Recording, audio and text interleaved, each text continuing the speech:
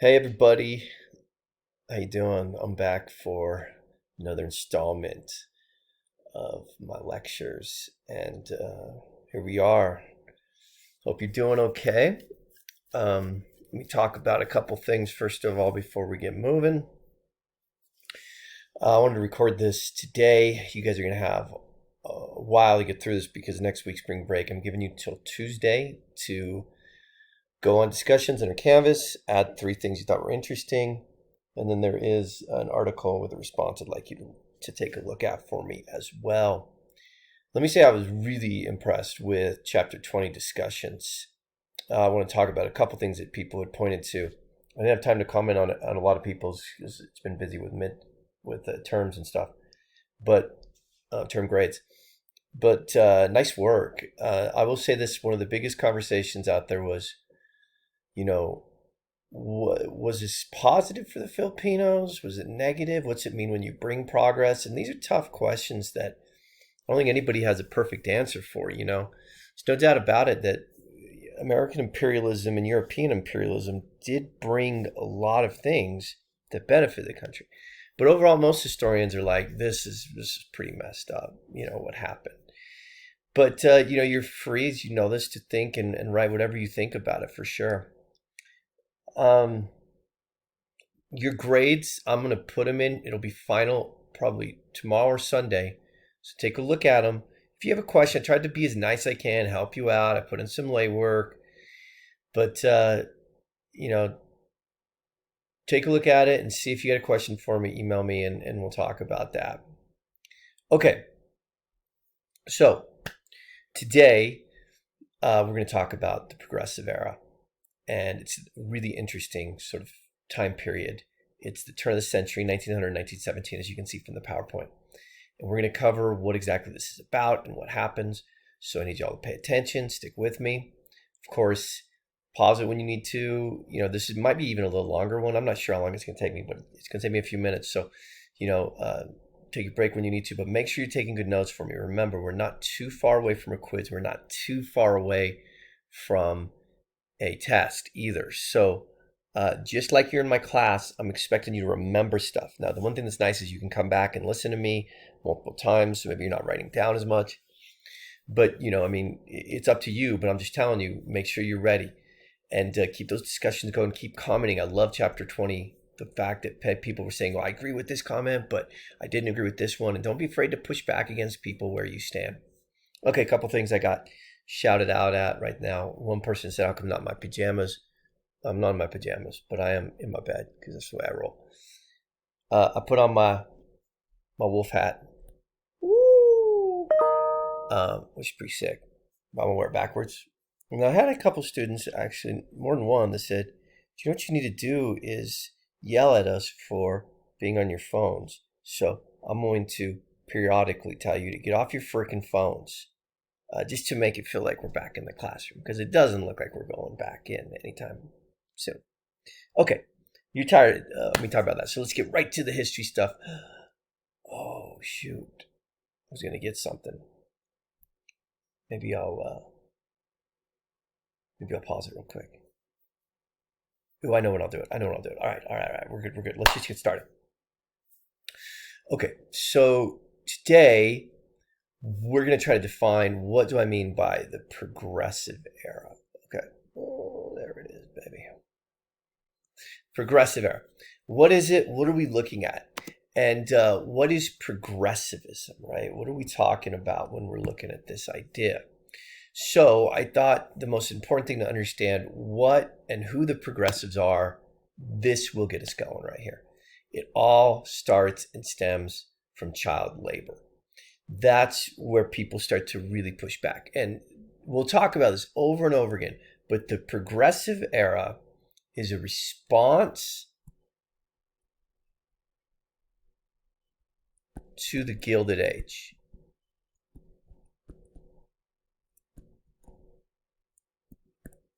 Is a response to the Gilded Age.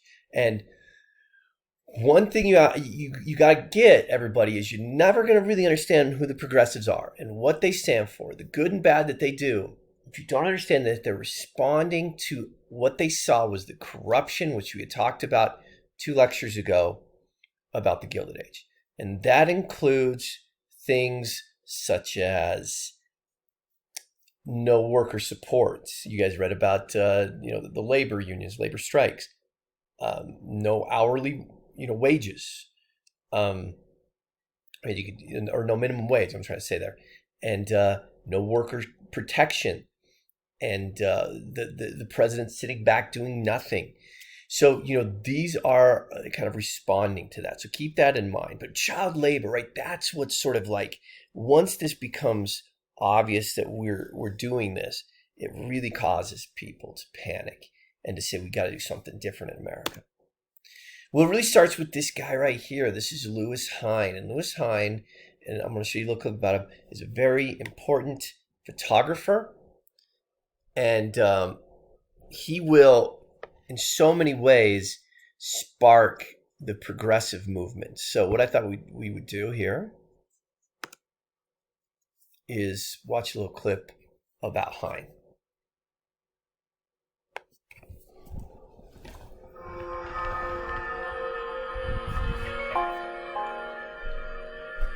In the early 1900s, the general population in those years had very little understanding of what was meant by child labor and child exploitation.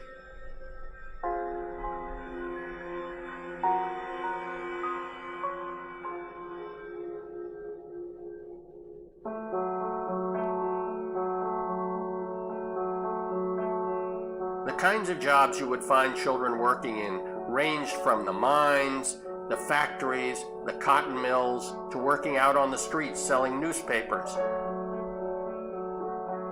Injuries, even deaths, were very common among children. The parents would often say that they needed the income that their children brought in, that was what allowed them to continue to survive.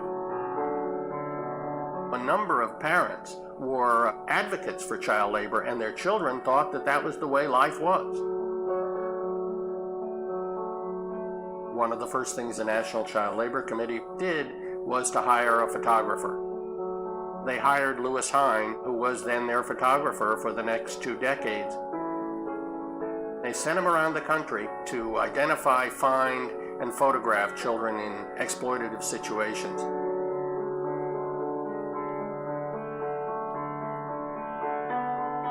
He promoted himself as a Bible salesman. He said he was bringing his camera along so he could photograph kids reading Bibles. A boy would say he was 13 when in fact he was 11, or a girl would say she was 12 when in fact she might be 9.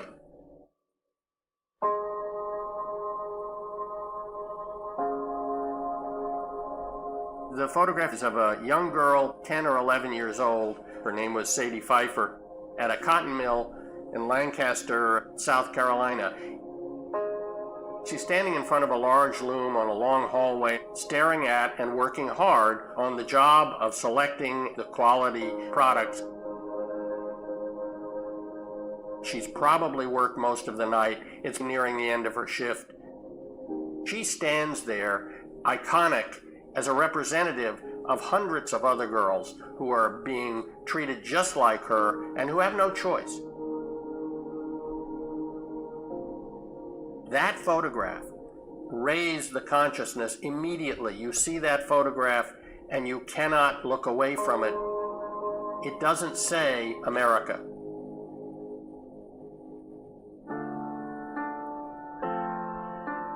Lewis Hine's stark photographs influenced legislation over a period of roughly 35 years. This body of work on child labor represented how he thought and how he felt that children must not be exploited. He represents the most important photographer in terms of social advocacy and social change in the first half of the 20th century.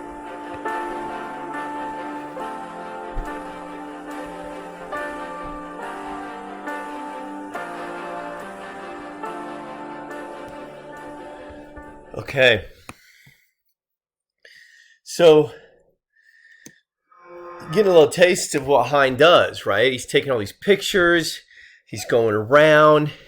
He's exposing, right, what's happening to these poor kids. And American people are getting woken up by this, right? They're like, what the heck are we watching? And it really disturbs so many of the American people. Okay, so let's talk about what specifically, now that we know that's going, now progressivism is going, what are they looking at? All right, four things. The corruption of the Gilded Age. Think, first of all, Rockefeller's monopolies. Think Tweed and Tammany Hall, all skimming off the top.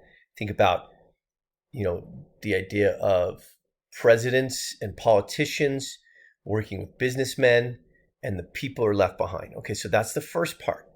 The second part is there was a depression that hit the 1890s, and the rich stayed rich, and the poor just got poor. And we're actually going to talk about depressions, not next time.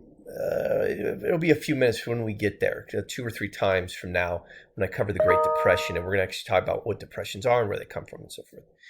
Labor unrest, which you know all about, this idea of, and child labor is part of it, but this idea that there's labor issues and we got to fix those. And then finally, the populace, the farmers, right? Many populace actually will kind of turn into, if you will, progressives over time.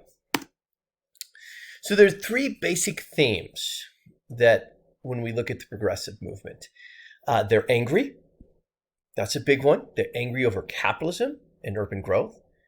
They have faith that the way you do this is social cohesion, or another way to think of that is collective. Now, for people, I know I got a few of y'all out there that are weary of socialism, communism. This is a dangerous time for you. This is a dangerous time for people who believed in those sort of ideas because they had lost trust in it. And so now they were looking at other aims, and we'll talk about that. And then this belief that it's the citizens' time to take action, that now it's the people to take action. We can't rely on presidents. We can't rely on senators or anybody else. It's us. We got to do this. And that's really what the progressives doing. It starts from the grassroots level, the very, very low level. That's where we get things done. We roughly ranked about 1901 and 1917. And there's some leeway on this for sure. Of course, why we did this, 1901 is the election of Teddy Roosevelt. That's not an election, but he becomes president in 1901. In 1917 is when we enter World War I. So that's kind of why we give it those 2 dates. But it could have been really any arbitrary dates during the early 1900s. So remember the 3 shuns that we're fighting against: industrialization, urbanization, immigration. That's who the progressives are going after here. Big businesses, the slums, the political machines, and ethnic diversity, right? We're trying to help people that are struggling. And so what does this lead to? A concept called social justice and equality. Of course, women and race play a big important role here. Well, I wanted to talk about the workers a little bit more here. So what I thought would be interesting, and I've got to open up a new PowerPoint here, is to show you a little bit more about child labor and reform with Louis Hine. So I just wanted to show you some statistics I think would be worth writing down right now to help you understand where the progressives are getting so upset. So between 1890 and 1900, we have anywhere from 1 to 2 million child labor. Children working in labor. Children working in factories primarily. 18% of children aged 10 to 15 were employed. Now that's insane, right? It's close to 20%. 2 out of 10 were employed. But most historians think it was probably higher, maybe 30%, maybe even higher than that. In terms of the cotton industry, 25% of everybody who works in the cotton industry are kids. And in the anthracite and bituminous coal minings, which was rough work, you have lots and lots of kids working there, which Lewis Hine in that video kind of talks about. Okay, just want to give you another little tidbit of information I thought was fascinating. How much money did you make? A slave picker, you made 6 cents an hour. Sweatshops, 1 to 2 cents an hour. Mule driver, 6 to 10 cents an hour. And this is a hard job to get. You have to be good. You have to know what you're doing. Glass factory, 3 cents an hour. Cotton mills, 5 cents an hour. You know, I mean, this is the reason. You know, think about what the system does of capitalism. It says, you know, the number one rule is make more money than you spend. Well, how do you do that? Well, one of the most important ways you do it is that you find cheap labor. And there's no labor cheaper than children. So I just wanted to throw those statistics out at you to let you kind of think about them as we move forward, what's leading to all of this anger. Okay, well, let's talk about a new type of journalism connected to yellow journalism, connected to jingoism, called muckraking. One thing I noticed from many of your comments was that you were kind of harsh on the journalists. And many of them were like, fake news, fake news, fake news. And I'm going to be like, straight up, you're right. And one thing that yellow journalism does is it presents a fake story. But let me redeem journalists here for you today, because we have to understand, you're going to see this in the 20th century, that we owe a lot to the journalists who tell our story and tell the story of America. And muckrakers are these journalists who are going to go after the powerful and expose them. This is what we call muck. So raking up the muck, right? The nastiness of life, exposing the slum life. And that's really what this is. That's really what this is. And so you have to sort of appreciate this. At the same time, are there moments that they're not telling the whole truth? Sure. Are they embellishing and sort of telling stories that are sensationalized? Absolutely. But don't take away what they're doing. And let's look at a couple of these things. 3 of the more popular ones are Upton Sinclair. I'll talk about him a little bit more. Ida Tarbell. I love Ida Tarbell. She goes right after Rockefeller. Not only is she a journalist, she's a woman. And she's gone after the most powerful man in America. And she is going to talk about this whole thing of undercutting competition and the corruption of Rockefeller, crony capitalism. Lincoln Stephan goes to the cities. He's looking at people like Tweed. There's Tweeds all over the place, by the way. I don't think Tweed was that unique, the dude who stole the money. So Stephan is going in and he's showing in places like New York and Chicago just how ugly it is under this. And he writes about it. You know, one thing that these muckrakers do, and you see this in journalists today, is they will dress up like other like they work there. You know, like I think Stephan dressed up like he was a politician, like a rich politician coming in. And he was just sort of taking notes. He was exposing them for what they are. But I got to come back to Upton Sinclair. This is Upton Sinclair right here, because this guy is the man. And let me give you a couple reasons why he's the man. One of the more important reasons is that he exposes not only the troubles of the workers, right? Because he does. That's what initially The Jungle was written, just about an expose about how bad it is to work in the factories. But he's going specifically after the food industry. And this is why he's so important to us. And so I thought what I would do is I found this cool clip where they're reading a part of The Jungle. Now you're going to listen to this. It's a little disturbing and some of the pictures are pretty rough, but I think you'll get a pretty good taste of what's going on here with the muckrakers and Sinclair specifically, and how by him writing this, everyone starts to say, oh my gosh, I can't believe it. It was only when the whole ham was spoiled that it came into the department. And this dude's voice is crazy, I realize that, by the way. And flyers, and mixed with a half ton of other meat. No odor that was ever in a ham could make any difference. There was never the least attention paid to what was cut up for sausage. There would come all the way back from Europe old sausage that had been rejected, and that was moldy and white. It would be dosed with borax and glycerin, and dumped into the hoppers, and made over again for home consumption. There would be meat that had tumbled out on the floor, in the dirt and sawdust, where workers had tramped and spit uncounted billions of consumption germs. There would be meat stored in great piles in rooms, and the water from leaky roofs would drip over it, and thousands of rats would race about on it. It was too dark in these storage places to see well, but a man could run his hand over these piles of meat and sweep handfuls of the dry dung of rats. These rats were nuisances, and the packers would put poisoned bread out for them. They would die, and then the rats, bread, and meat would all go into poppers together.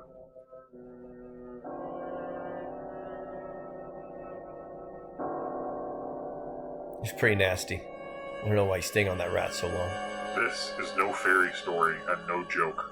The meat would be shoveled into the carts, and the man who did the shoveling would not trouble to lift out a rat even when he saw one. There were things that went into the sausage in comparison with which a poisoned rat was a tidbit. There was no place for the men to wash their hands before they ate dinner, and so they made a practice of washing them in the water that was to be ladled into the sausage. There were the butt ends of smoked meat and the scraps of corned beef, and all of the odds and ends of the waste of the plants that would be dumped into old barrels in the cellar and left there.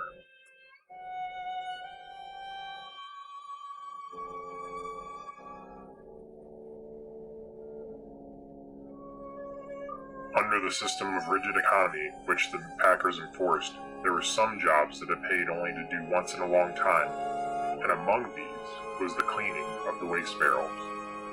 Every spring they did it, and in the barrels there would be dirt and rust and old nails and stale water, and cartload after cartload of it would be taken up and dumped into the hoppers with fresh meat, and sent out for the public's breakfast. Some of it they would make into smoked sausage, but smoking took time and was therefore expensive. They would call upon their chemistry department and preserve it with borax and color it with gelatin to make it brown. All of their sausage came out of the same mold, but when they came to wrap it, they would stamp some of it special, and for this, they would charge 2 cents more a pound. Okay, there's a little bit of the jungle. So you imagine reading this. And I hope, by the way, it's not lunchtime for anybody when you're watching this, because that's pretty rough. But you could imagine, as you're watching this, just thinking like, holy crap. You know what I mean? Like, they are not taking care of my food. And this actually sparks the growth of the FDA, which is the Food and Drug Administration, which is a good thing. Now, this is the thing I want you to understand about the progressives as I get moving here, is that we have opened the door for the government. We're asking for the government to help us out here. But think about what that does, right? Think about what that does in terms of controlling our lives. I think everybody's happy that now meat packers can't put rat crap and rats in your sausage. I think everybody's okay with that. But where's the line? And this is, I think we could get a really good discussion going on Canvas about this. Because where's the line on government intervention telling you what you should and should not eat, can and cannot eat? Let me give you an example. A few years ago, let me get there, New York City tried to ban supersized soda. Nothing more than, I think, a 16 ounce? Yeah, 16 ounce was allowed in New York. Now, this doesn't last very long because people just revolt. But this was the thinking. Now, notice how the thinking here is the exact same as Upton Sinclair. Here it is. The FDA's job, the Food and Drug Administration, is to make sure that humans are not being poisoned or giving food that is unhealthy. Now, think about that. They could cause harm, obesity, problems like that. Soda, arguably, is that, isn't it? Couldn't you make the argument that this is something that could lead to obesity, bad health problems? You know, another thing is, and you're like, well, yeah, but we know what soda's in it. I mean, my argument is, do you really? I mean, let me give you another example. This is a great book written called Salt, Sugar, and Fats. And it was this guy who went out there and he said, you know, I'm going to look at the engineering, the science of junk food. And what he figures out is that the Doritos and the Cheetos have been engineered perfectly to where when you bite it, there's just the right amount of crunch, just the right amount of salt to keep you coming back for more. right? It's addictive. Another thing they figured out was a way that they have, notice how like a Cheeto kind of melts in your mouth, right? It actually tricks your metabolism to think that you're not eating as many calories as you are. This is why when you eat a bag of Doritos, you're like, I could still keep eating. So this is my question then, and I want you to think about this as we're moving forward. Should the government step in and sort of deal with the obesity epidemic? Should they stop foods from being unhealthy?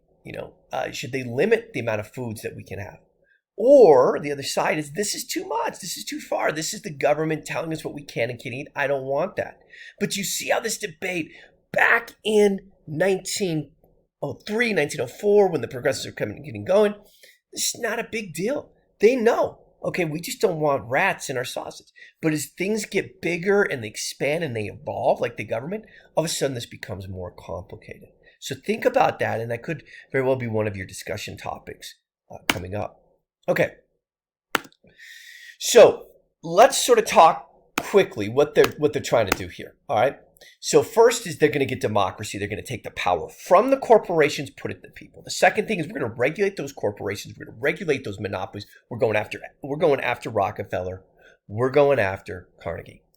The third thing is we're going to help the workers, the poor, the minorities, all those that are struggling, that don't have any food, they don't have any place to live. We're also going to protect the environment. This is the first time environment comes up. We shouldn't just destroy the land in order to become this great country. We should protect and preserve. And then finally, how do we do this all? We do this all by getting the government involved again.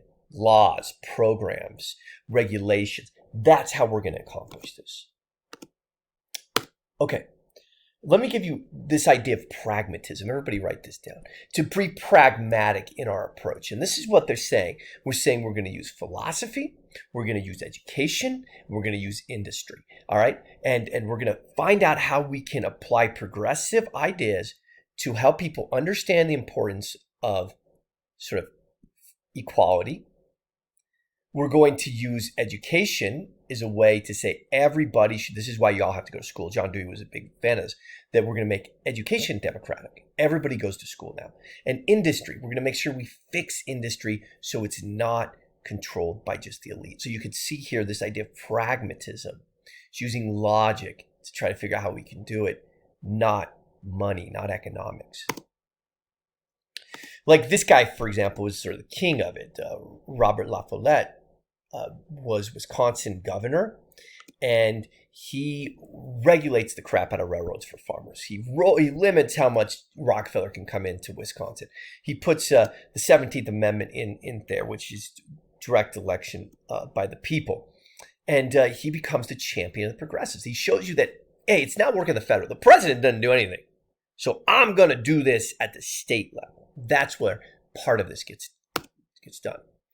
So the progressives are fighting, they're pushing, they're going left and right, and what is it they accomplish? And this is the thing, you may hate the progressives because they open that door. Once you think about, with the starter, you had to write down those 10 things, you had to rank them. Those are all progressive things. Some of them are good, some of them are bad.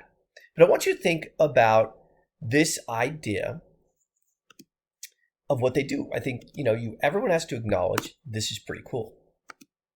The 8-hour workday comes from progressives. The fact that there is safety conditions and health conditions in factories, progressives. Workers' comp laws, which means if you get injured, they have to help you pay for it. They are the one who gives you minimum wage laws. They unionize everybody, right? They make sure that the union, so they can be protected by an organization. And finally, the one they've always wanted is to make child labor illegal. I wanted to show you, and I want you guys to write down this right here, the Triangle Shirtwaist Factory Fire of 1911. I wanted to show you where progressives start to get so much steam. And this is one of these incidents that demonstrates why people love the progressives back then. So this is a really tough story to tell, but I think it's important for us to listen to and learn about. Max Planck and Isaac Harris, two ambitious Russian Jews, were a couple of the shrewdest operators in the garment industry. owners of the Triangle Shirtwaist Factory, the largest blouse-making operation in New York. They were known in the business as the Shirtwaist Kings. They started out in the garment trade like other people, and they just rose up and, were very successful. And they were people who struggled and made a success, and then exploited other people. Yeah. I'm sure they looked around their factory and said, these people have no idea how good they have it. They should have been in the tenements with us. Blank and Harris employed some 500 workers, mostly young women. When the fledgling International Ladies Garment Union called a strike, most of them walked off the job.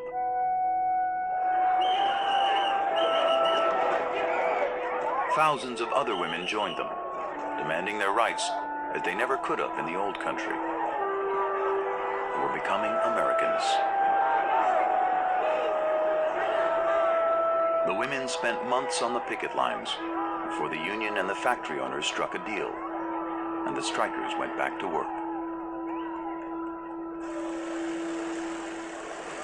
But when the women returned to their sewing machines at the Triangle, not much had changed. They worked elbow to elbow. It was excruciatingly hot in the summer. As many people were crammed into these huge loft spaces as possible. The floor was a mess of little scraps of cloth and thread and everything else. They were piled high with garments, with scraps, with work waiting to be sewn, with work that had already been sewn. So they were really fire traps. Saturday, March 25th, 1911, was a beautiful, balmy day. As usual, the workers arrived at the Triangle around 8 in the morning and headed for their jobs on the 8th, 9th, and 10th floors. By quitting time, the young women were already looking forward to Sunday, their one day off. They were laughing, and somebody was singing a hit song. A couple of other people joined in. We used to be able to sing it. Every little movement has a meaning of its own. Every thought and feeling by some gesture can be shown. And then they saw flames rising outside the windows. Someone had carelessly tossed a match or a cigarette butt into a scrap bin on the 8th floor. Everything just went up, the whole place was a tinderbox. A storm of fire tore through the elevators and stairs to the floors above, Kahans Forward reported, to where knots of horrified girls stood in despair. The disaster was on the 9th floor.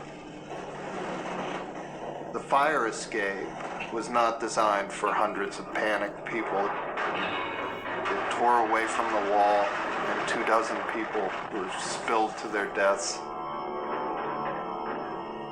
All the exits were cut off.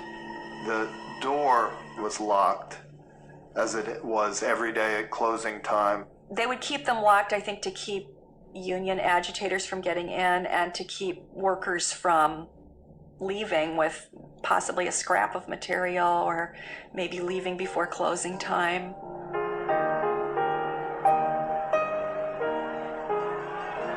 Thousands of people were out enjoying the afternoon. They heard the fire engines charging through the streets. They saw the smoke rising over the building and could see these trapped workers overhead. They watched as the tallest ladder in the New York Fire Department was raised toward the 9th floor. It stopped at the 6th floor. That was as far as it could go. And the workers began to jump. The workers wore skirts, and so they looked like parachutes coming down. A reporter at the scene described what he saw and heard. I learned a new sound, a more horrible sound than description can picture. It was the thud of a speeding living body on a stone sidewalk. Thud, dead. Thud, dead. Thud, dead. Thud, dead. 62 thud deads.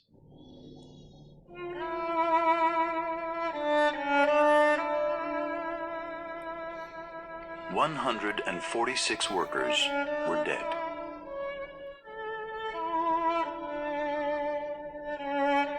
23 young men and 123 young women. Okay, so these are the kind of things that progressives are like, this shouldn't happen, right? There should be protection. Think about the idea that the fire escape was not safely installed. Think about the fact that the fire department in New York City didn't have a ladder that could reach up that high. These are where the progressives are coming from. And so I think now that you see that, you get a little taste of what's going on here. So you have these people like Jane Addams. She's great, and she opens up these whole houses, and they're for immigrants and for children and for people who need places to stay, almost like an orphanage. But it's like a worker. It's like she's one of the first social workers, really, as she helps people find jobs. This is what the progressives are about, right? Individuals stepping up because the government hadn't before. Okay, so let's keep moving. A big part of what the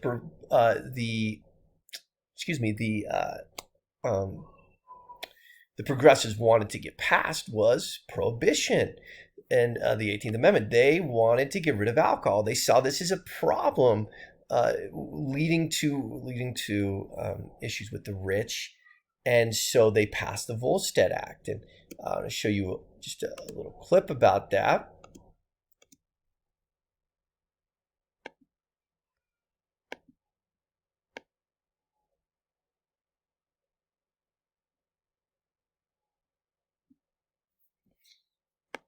Okay, here is an interesting little take on progressive era's prohibition. What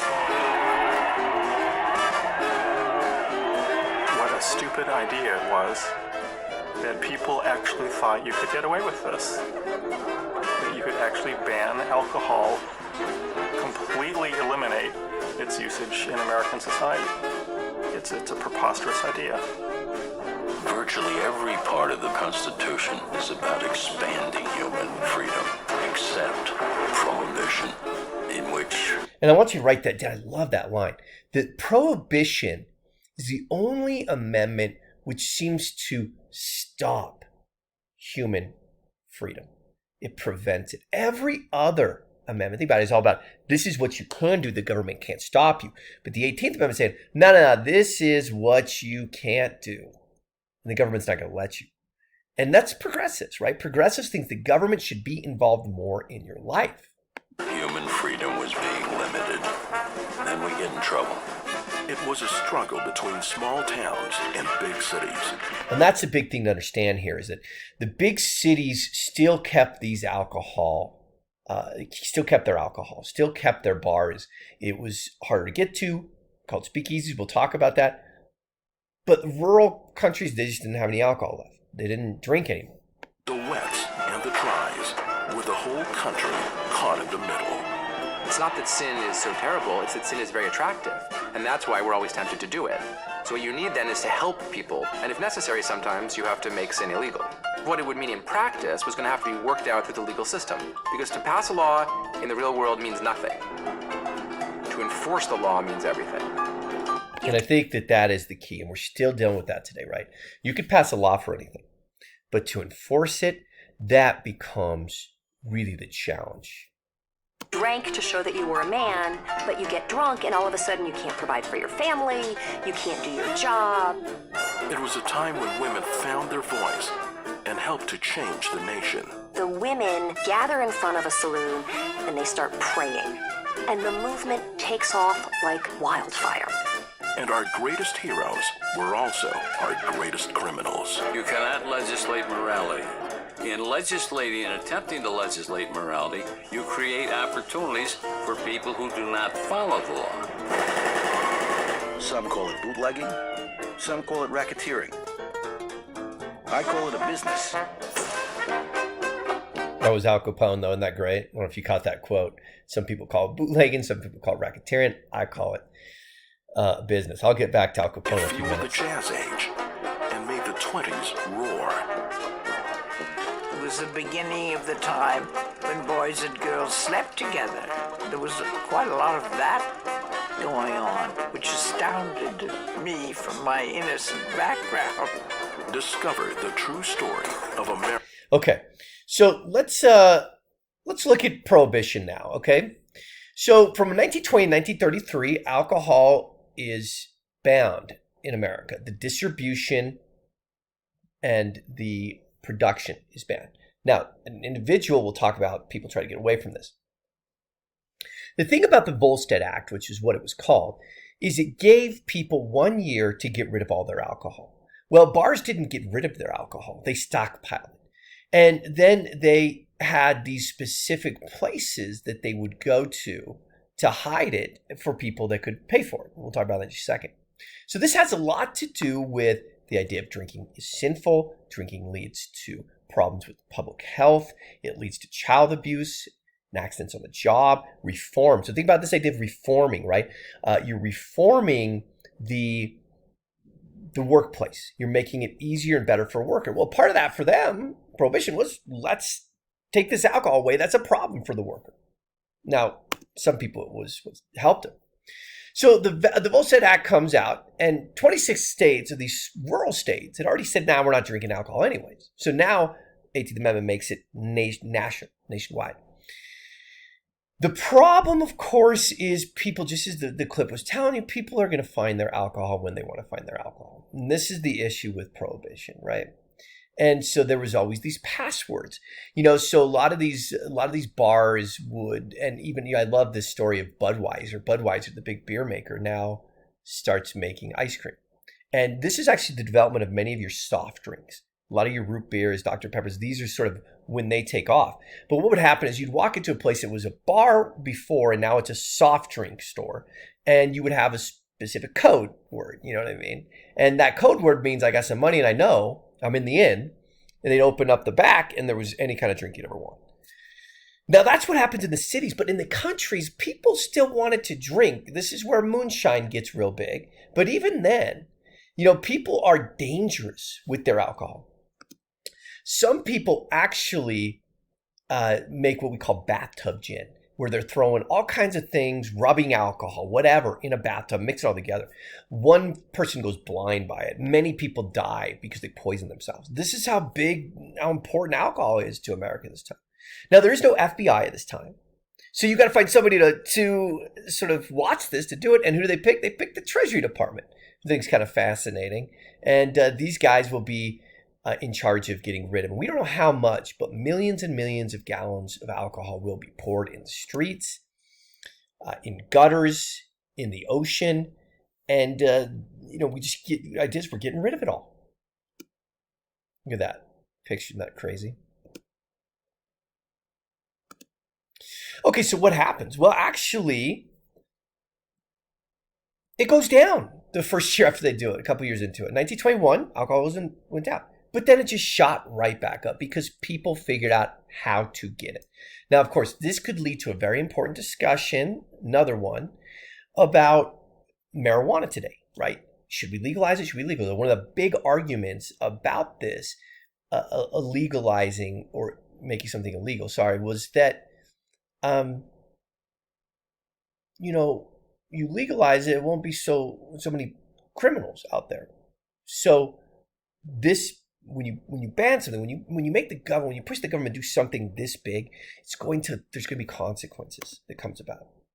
And that's where you get born with the rum runners, who came from Canada, the Caribbean, and Europe, and they would, money by ships, bring in all of this alcohol.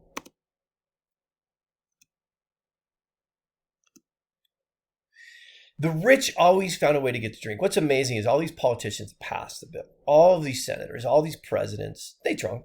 They always had a drink. They always had special spots where they had their whiskey or their scotch or their rum. And so, I love this sort of the irony of this, right? Here's your rich. Who gets hurt here? Mainly the poor.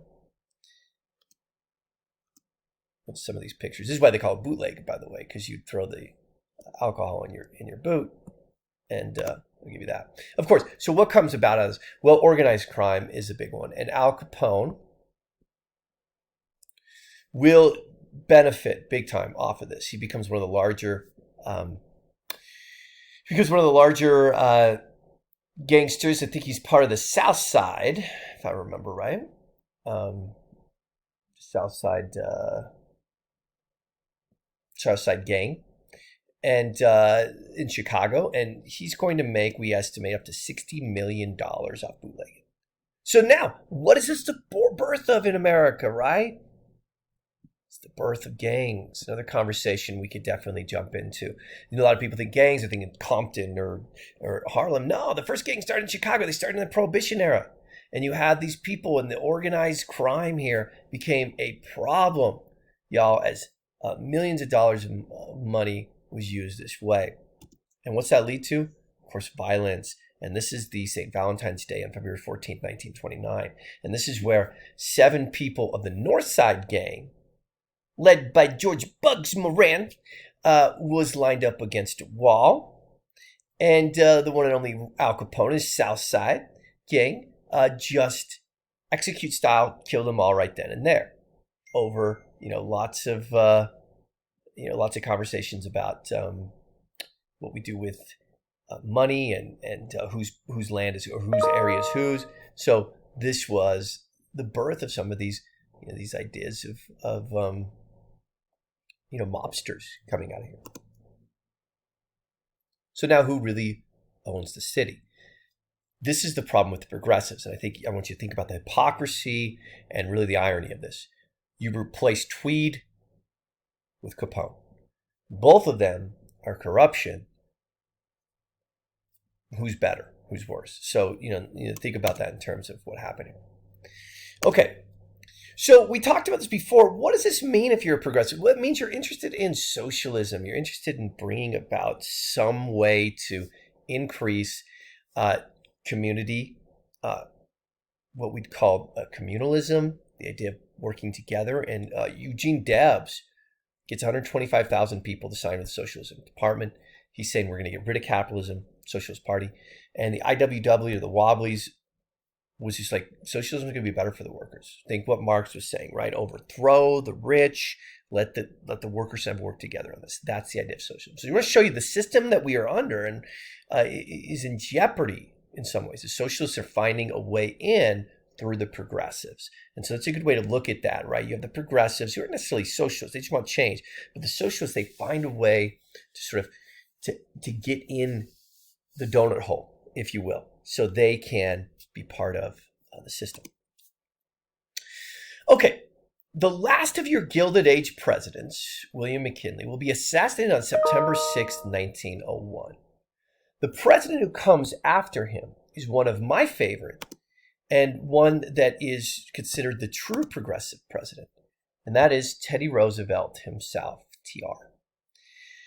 And I love TR. He's up there, right? I'm going to show you a couple clips about him. We're going to talk about him today. Fascinating, fascinating man. So let's talk a little bit about what he brings to the table. Teddy Roosevelt is your most energetic president. He has done almost everything. He spent time in the West as a cowboy. He was a boxer. He helped map the Amazonian River. He'd done these African safaris. He was very sophisticated. He's a New Yorker. So he seems like he's been about everywhere and done about everything. So with that said, let me actually give you an inspirational story about Teddy and what he brings to the table. So here's a little bit about Teddy.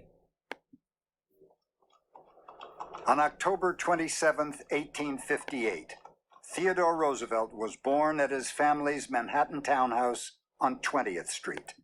Okay, so in 1858, October 1858, Teddy Roosevelt is born in Manhattan, in New York, to a very, very wealthy family. The Roosevelts are a well-established name in New York. The second of what would be 4 children. His grandmother pronounced him as sweet and pretty a young baby as I have ever seen. but within 3 years, his parents were fearing for his life.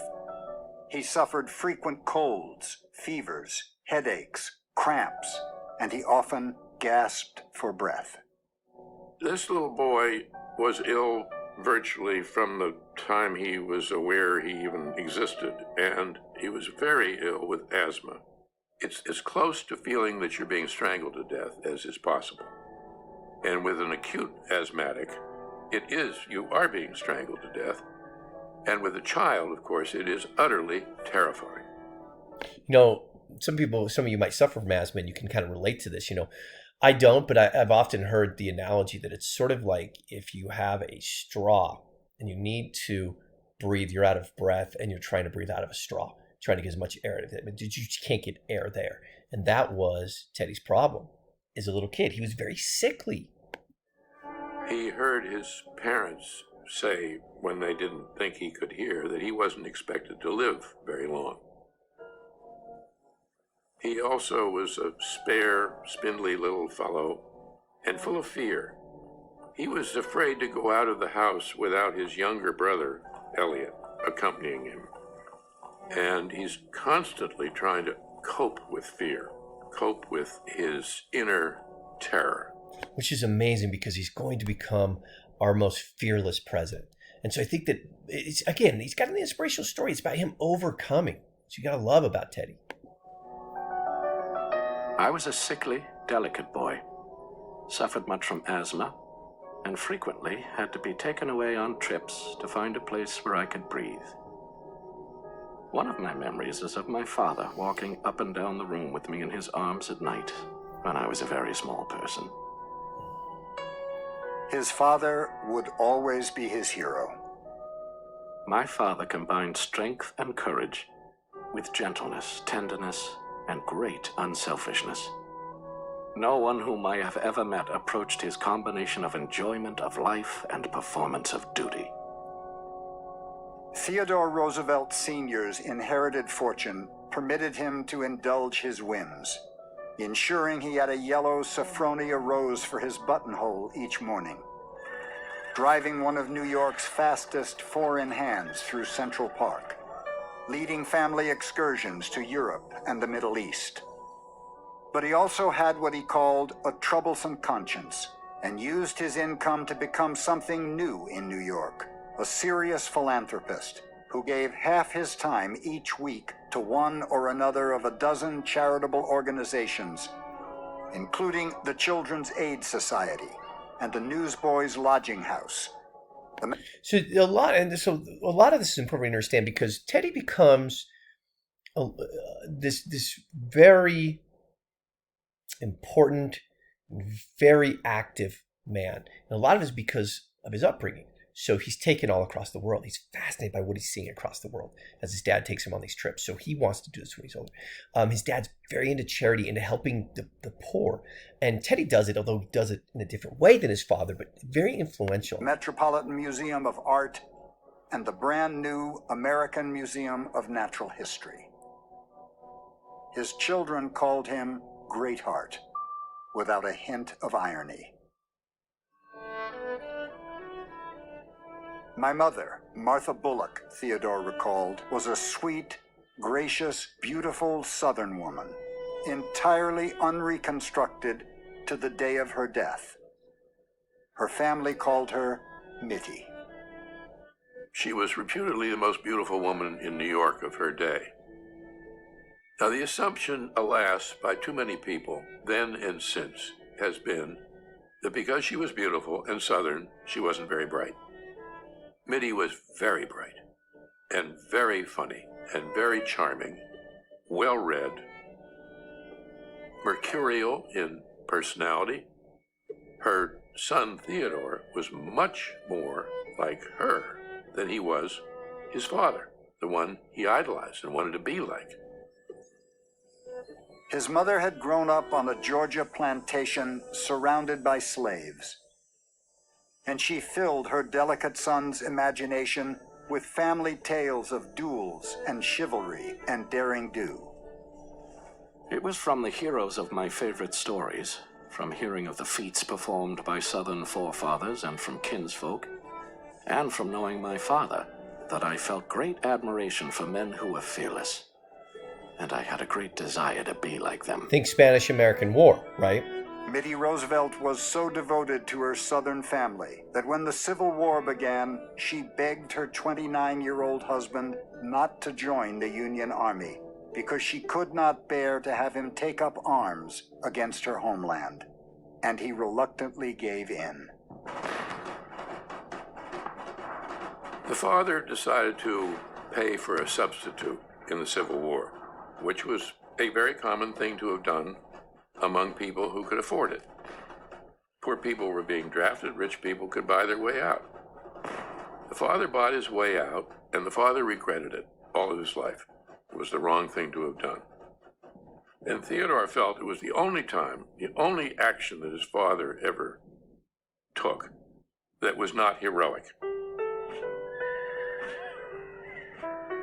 Instead of serving in uniform, Theodore Sr. helped persuade President Abraham Lincoln to establish the Allotment Commission, and then spent the better part of 2 years moving from army camp to army camp, talking soldiers into sending at least a portion of their pay home to their families. While he was gone, his wife, sister-in-law, and mother-in-law in Manhattan secretly made up bundles of scarce goods to be smuggled through Union lines to their Confederate kin. Her brothers, Irvine and James Bullock, helped build or sail warships that sank more than 60 Union vessels, and helped foster in their young nephew a lifelong fascination with the Navy.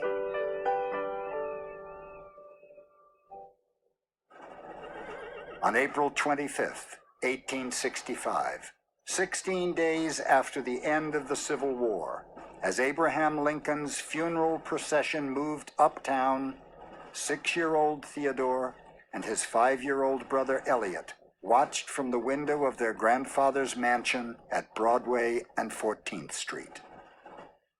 The end of the Civil War ended the division within the Roosevelt household. But its memory would leave Theodore with a question he could never quite resolve. How could his father, the father he would always remember as the best man I ever knew, have failed to fight for the Union? It was a failure his son would feel compelled to compensate for again and again.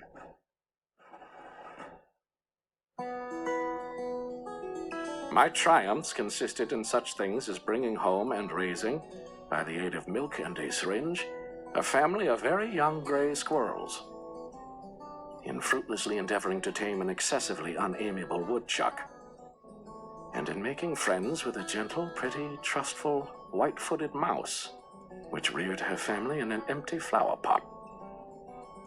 Theodore loved reading books of history and science and adventure, and he ran what he grandly called the Roosevelt Museum of Natural History, a constantly expanding collection of curiosities and living things. He kept live mice in his shirt drawer and dead ones in the icebox, tied turtles to the laundry tubs, and took lessons in taxidermy, a hobby that made family maids reluctant to enter his bedroom. Unable to win through size and strength his rightful place in his loving but fiercely competitive family, he learned the power of words and charm and book learning to call attention to himself. He talked incessantly, his thoughts sometimes tumbling so far ahead of his words that some thought he suffered from an impediment. There was nothing wrong with Theodore's mind, his father told him, but sickness, his father said, was always a shame and often a sin. To overcome his asthma, he told his fragile son, you must make your body. Theodore did his best to comply, spending hour after hour on rings and parallel bars set up on the third-floor piazza of the family home. He took boxing lessons from an ex-prize fighter, too, so that his younger brother Elliot wouldn't have to shield him from bullies anymore. When he was 14, his father presented him with a gun and when he couldn't manage to hit anything with it, bought him spectacles that opened up the world still further. He began to think of pursuing a career in science. When the Roosevelts went to Africa in 1873 and spent several months sailing on the Nile while work was finished on a new family house on West 57th Street, Theodore was fit enough to spend day after day in the saddle, shooting some 200 birds for his collection.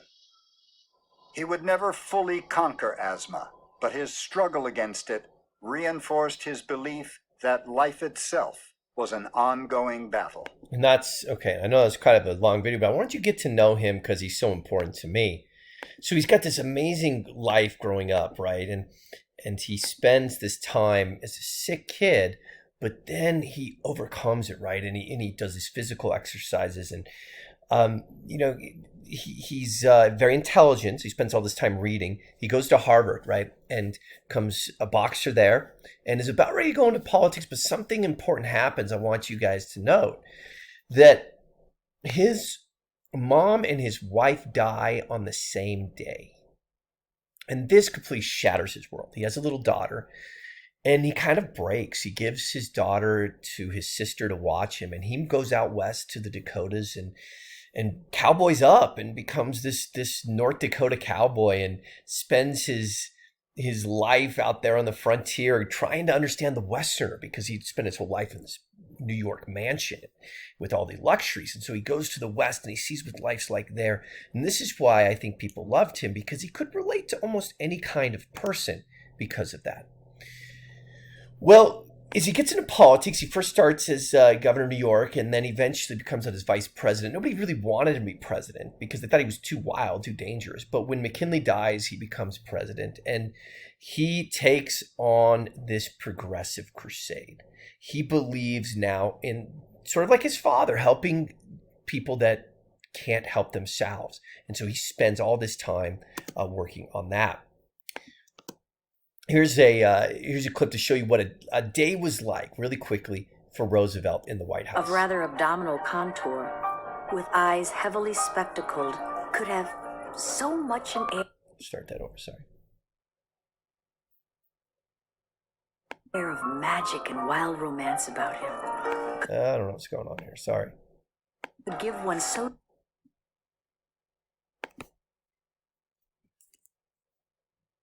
Of rather a...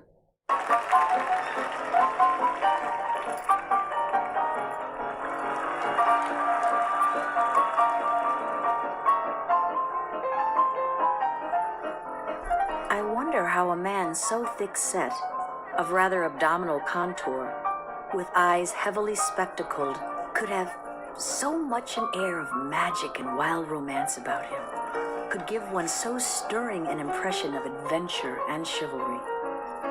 The Metropolitan Magazine. Fueled by cup after cup of coffee, served to him in a special mug his eldest son said was as big as a bathtub, Theodore Roosevelt raced through his day. Letters were answered upon receipt, a lifetime total of 150,000, dictated to shifts of weary stenographers.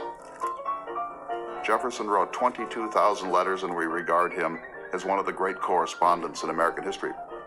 Roosevelt wrote at least 150,000 letters, and he's the writingest president in American history, by far, and a number of his books are American classics. So he's an intellectual. He read a book a day, sometimes 3 books in a day when he had some leisure. You think of Jefferson as America's Renaissance man, but it's really Roosevelt. He would not stop talking. He was a one-man gas bag. But it was so interesting that most people didn't mind. One of my favorite stories is he heard that there was a famous big game hunter in Washington. And he said to some of the people on the staff, "Get that man over here. I'd really like to meet him."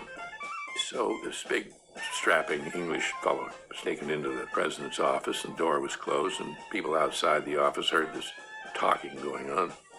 Finally, the man emerged about an hour and a half later, looking just beat down as though he'd been through a storm. And one of the president's staff said, "What did you tell the president?" He said, "I told him my name." We love him because of the energy. His laugh was infectious. His son Ted said, "My father had a dozen eggs for breakfast every morning." So he's a large man, and he's larger than life. Roosevelt once said, "There's nothing quite so exhilarating as being thrown over the shoulders of a 300-pound Japanese man." He played all these wild games in the White House. He wrestled with diplomats. He played a game called Single Stick with Leonard Wood, in which they would wrap themselves up in cushions and then beat the living daylights out of each other with sticks until Roosevelt had to stop. He boxed with a young aide, too, until a blow caused him to lose vision in his left eye. Accordingly, I thought it better to acknowledge that I had become an elderly man and would have to stop boxing, he remembered. I then took up jiu-jitsu for a year or two. Photographers were forbidden to cover his daily tennis games because he thought voters considered tennis a rich man's pastime.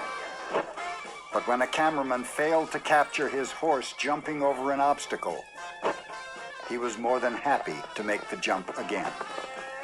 Roosevelt bit me, the editor William Allen White said, and I went mad. Okay, so you see he's the kind of president, he's got all this energy here. So a lot of this energy goes into helping the workers. One thing he does, he has something I'm going to write down called the square deal. And the square deal is this idea that we're going to make sure that everybody gets the same opportunity in America. Enough of this Gilded Age bullcrap. So this idea of and he shows up at this mine where there's the strike and he supports the strikers, and no president, no Gilded Age president ever done anything like this before. So, even politicians, businessmen didn't know how to respond to this guy. He probably took down more than 40 monopolies in his life, just breaking them up. So he felt like that was wrong. He said that was in competition. He goes after J.P. Morgan, and so he dismantles all that these Gilded Age businessmen had tried to do. That's why some people like Teddy. That's why some people don't, because he was big government, but he was also small town. So, people didn't really know how to respond to him. He was also really big into conservation. He spends a lot of times out west and trying to conserve the land. He uses the U.S. Forest Service. He creates the U.S. Forest Service in 1906. He works with Gifford Pinochet and John Muir, who are both big-time conservationists, to help kind of, preserve the land.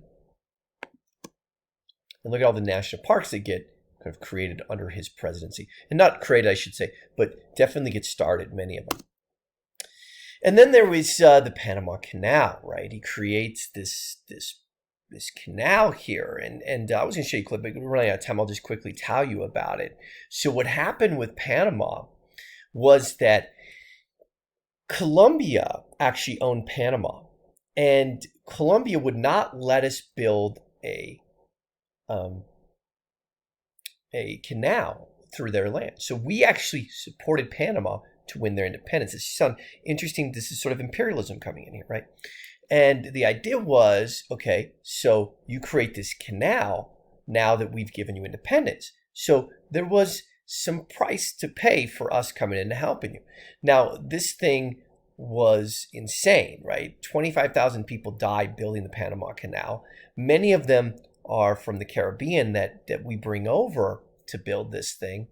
Roosevelt, of course, supports all kinds of sort of workers from multiple places because he's a progressive to come in and help build it. But it was, of course, in our control. But of course, the importance is it now allows people to go from the Atlantic to the Pacific without going all around the tip of Argentina. And so it's only about 30 or so miles long. And so people could do that. And if you have time, there's pretty cool information about it on there, but I wanted to get moving. Okay, William Howard Taft comes after the very energetic Roosevelt. He's president from 1909 to 1913. He is a understudy of Roosevelt. The thing about him, he was really large. He was our largest president, over 300 pounds. In fact, they had to replace the bathtub because he couldn't fit in the White House one. And Taft was this really important trust buster. He went after monopolies. He helped with conservation. But one thing that he just didn't do was he didn't keep the spirit alive, Roosevelt felt. And a lot of it was because Roosevelt wasn't really done being president of the United States. He wanted to go back and be president.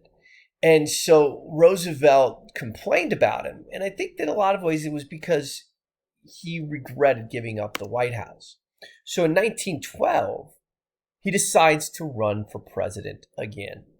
And he will run under the Progressive Party, and they call themselves the Bull Moose Party. And what he does is he actually splits the vote, which is a problem, right? Because Republicans have been in office ever since 1868. And now, because Roosevelt decides to run again, he steals all of these votes from Taft, which gives a Southerner the White House.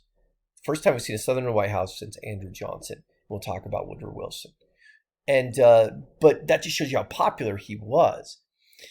Woodrow Wilson, we'll talk about the Democratic Party, so we talk about Progressive Party.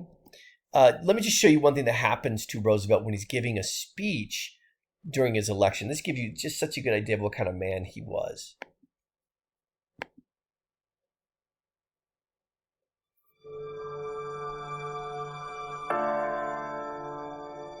On October 14, 1912, former President Theodore Roosevelt was in Milwaukee, Wisconsin to deliver a speech because he was campaigning for another run as president. Before he delivered his speech, he was shot in the chest by John Fleming Schrank. The bullet entered his chest but was slowed down by a steel eyeglass case and his thick 50-page speech. The bullet lodged itself in his chest muscle. Roosevelt had said that since he wasn't bleeding from the mouth, he knew the bullet hadn't hit his lungs, so he planned to continue giving his speech.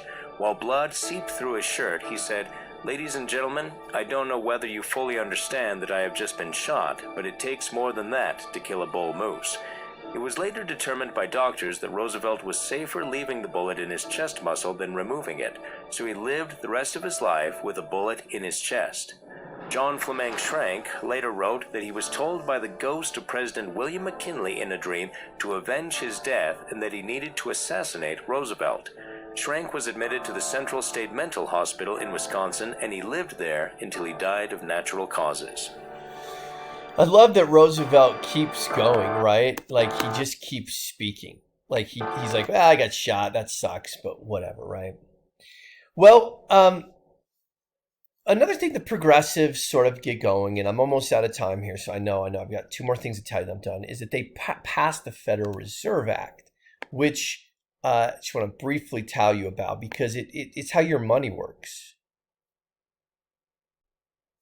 Maybe that's not going to work. So what happens is we decide that there's not enough gold and silver to back all our cash. So we decide that we're going to back cash with nothing, only the confidence of the American people. So we split up part of the country into reserves here, and we have different reserves that watch over and decide how much cash needs to be printed in our specific region. And it's based on how well the economy is doing. We don't want to overinflate. We don't want to deflate. So that's what you got a bunch of people in suits. They all got PhDs in economics, and they sit around and they discuss what's the best way to preserve the economy based on how much cash we should print. Okay, the last thing, I know I'm going long, but this will be it. And then you can have a good break, and you got till Tuesday to watch this. So or next Tuesday, right? The 7th to watch this. So you have plenty of time. In 1920, women finally get the right to vote. And Alice Paul sort of leads the way. And what I want to lead you with today is hopefully a good discussion comes out of this, is the right of women to vote. So let's watch this one last clip, write down a few things, and then we'll be done for today.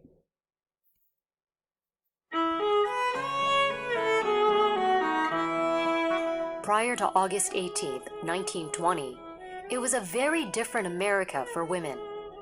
Without the right to vote, they virtually had no rights to their name. All rights were held by men in their lives.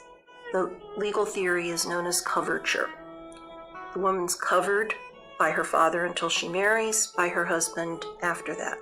What that meant was that a woman could not own any property that she inherited, any money that she might earn belonged to her husband. It was in this climate that the push for women's suffrage, or women's right to vote, began. July 1848 was a moment most point to as a launch of the suffrage movement, when Elizabeth Cady Stanton and Lucretia Mott organized the Seneca Falls Women's Convention in New York. Many people think that's the beginning point. I don't. I go back to 1776. In the spring of that year, Abigail Adams wrote a remarkable letter to her husband John, who was in Philadelphia debating the Declaration of Independence. And in that letter, she asked him to remember the ladies in your new form of government.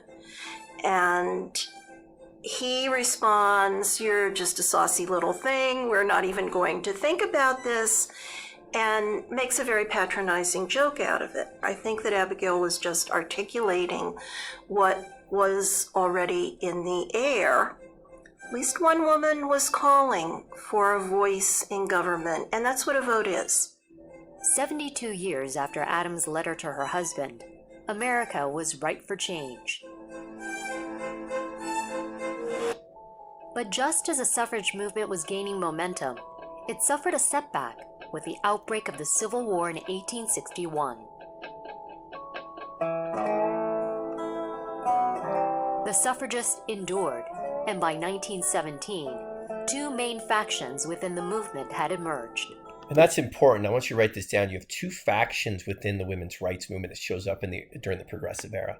One of them will be radical and one of them more moderate. Mainstream wing headed by Carrie Chapman Catt, and then the radicals, who were very much to the left of the mainstream, headed by Alice Paul. Eventually this becomes the National Women's Party. And these are the women who by 1917 are picketing the White House. And they were relentless about it. Now, by today's standards, it was a very genteel, a very decorous, a very polite picketing. They stood silently with banners. But some of those banners had slogans referring to Kaiser Wilson because he was not going to deal with Alice Paul and the National Women's Party. Eventually, he had to deal with Carrie Catt and the mainstream. Eventually, President Wilson came out in support of suffrage in 1918. In June 1919, the Senate passed a bill that would become the 19th Amendment. It then went to the states for ratification, where it continued to be an uphill battle in the South. And it came down to a long, hot summer in Nashville. In August 1920, pro- and anti-suffragist groups descended on Tennessee for a special session of the state legislature. After much debating, the vote was 48 to 48. The tiebreaker would be a 23-year-old representative from Tennessee who strongly opposed suffrage. Harry Byrne was the youngest member of the Tennessee legislature. On the day of the vote, he votes to ratify. People were shocked, stunned on both sides. Nobody expected Harry Byrne to vote as he did. And there were immediate concerns that he had been bought. What happened to make Harry Byrne change his mind? Byrne had not been bought. He had been persuaded by the most influential woman in his life. In his coat pocket, he had a letter that he had just received from his 80-year-old mother saying, "Be a good boy, Harry, and if it comes down to your vote, help Mrs. Catt put the rat in ratification." Harry Byrne did what his mother asked him to do. With that, Tennessee became the 36th state to ratify, and the 19th Amendment would be constitutional law. It is really impossible to overestimate the importance of the 19th Amendment. Women winning the right to vote in the United States signified the first time, and still the only time in the history of the world, where over half of a nation's population won a fundamental right democratically without the use of any violence. And I love that story of, you got this guy in from Tennessee, because which you need 2/3 of the states to ratify it as an amendment. So you're looking for Tennessee. And he does it because his mom does, right? But I love the story of how they build this, right? And what she says there at the end here, you could have people with a population and there wasn't one piece of violence there. Okay, people, that's it. That's my life. There's a heck of a time. I'm sorry, but hey, break it up if you need to. All right, now it's your turn. There's 2 things you need to do. There is an article I want you to read, and then I want you to get on discussion, and there's multiple things you can talk about. Choose 3, and let's keep this conversation going, and have a good, safe, relaxing spring break. I know there's not much you're going to be doing outside, but try to just sort of get caught up on sleep or whatever, and we'll touch bases again next week. Again, if you have questions about your grade, let me know, but this is it. Signing off. Adios. Cheers, everybody.